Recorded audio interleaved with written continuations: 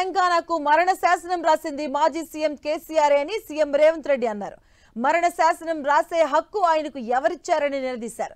ప్రజాభవన్లో కృష్ణానది జలాలపై ఏపీ ద్వారా జరిగిన అక్రమ జల వినియోగంపై ప్రభుత్వం పవర్ పాయింట్ ప్రెజెంటేషన్ నిర్వహించింది.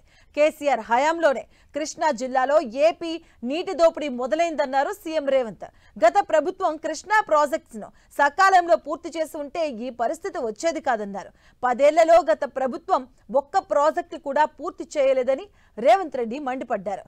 అహంకారపూరిత నిర్ణయంతో కృష్ణా జలాల్లో రాష్ట్రానికి అన్యాయం జరుగుతుందని పేర్కొన్నారు. పాలమూరు రంగారెడ్డి ఎత్తిపోతల అంచనాలు భారీగా పెంచి కూడా పూర్తి చేయలేదని విమర్శించారు.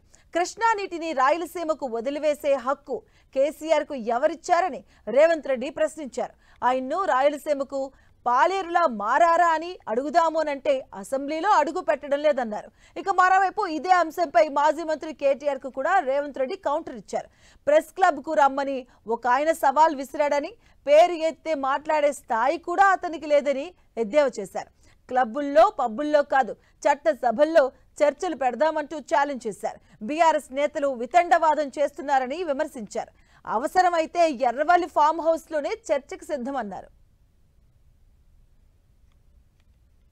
ఎవరికి కడుపు నొప్పి అయినా పర్వాలేదు, రాయలసీమ నేను రతనాల సీమ చేస్తానని వారు స్వయంగా ప్రకటించి, వారే జగన్మోహన్ రెడ్డి గారిని ఇక్కడికి పిలిచి ఆశీర్వదించి, వారికి సూచనలు సలహాలు ఇచ్చి, జీవోలు ఇచ్చి, టెండర్లు చేసి అన్ని రకాలుగా వారికి సహకరించింది.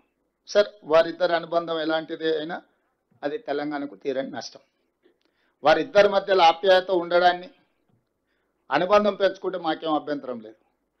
కానీ శాశ్వతంగా తెలంగాణ ప్రజలకు కృష్ణానది పరివాహక ప్రాంతంలో ఉండే రైతాంగానికి మరణ శాసనం రాసే అధికారం చంద్రశేఖరరావు గారికి ఎవరు ఇవ్వలేదు. ప్రజల యొక్క హక్కులను కాపాడడానికి మాత్రమే ప్రజలు అధికారం ఇచ్చారు. ఆ అధికారాన్ని వినియోగించి తెలంగాణ రైతాంగం, తెలంగాణ ప్రజలకు శాశ్వత మరణ శాసనం రాసే అధికారం చంద్రశేఖరరావు గారికి ఎవరు ఇవ్వలేదు. వాస్తవంగా అందుకే ఈరోజు కృష్ణానదిలో చంద్రశేఖరరావు గారు చేసిన ద్రోహము ఉమ్మడి రాష్ట్రంలో సీమాంధ్ర పాలకులు చేసిన అన్యాయానికంటే 1000 రెట్లు ఎక్కువ అన్యాయం చేసిండు చంద్రశేఖరరావు.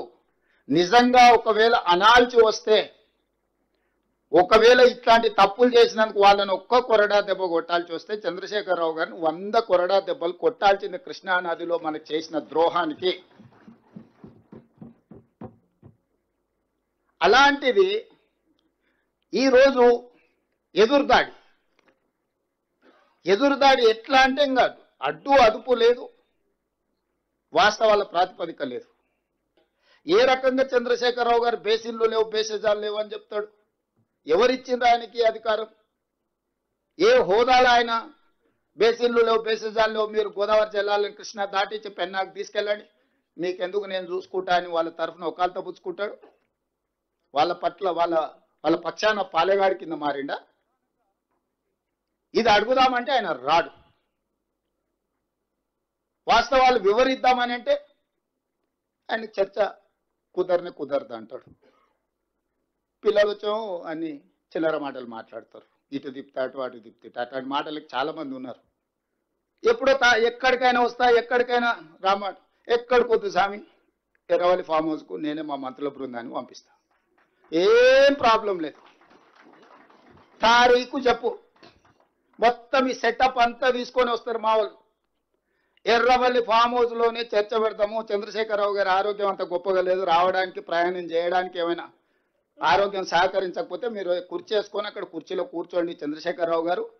మొత్తం మాక్ అసెంబ్లీ అని తెలంగాణ ఉద్యమంలో కోదండరామ్ గారు నిర్వహించేవాళ్ళు. శ్రీనివాస్ రెడ్డి గారు కూడా అప్పుడు అందులో ప్రశ్నలు అడిగి మమ్మల్ని అందరినీ మాక్ అసెంబ్లీ నిర్వహిద్దాం ఎర్రవల్లి ఫామ్ హౌస్ లోనే, మా మంత్రుల బృందాన్ని నేను పంపిస్తా, అన్ని వివరాలు చర్చించుకుందాం. కాదు కూడదు అని ఒకవేళ అంటే చంద్రశేఖరరావు గారు పిలిస్తే నేను కూడా వస్తా, నాకేం బేసిజాలు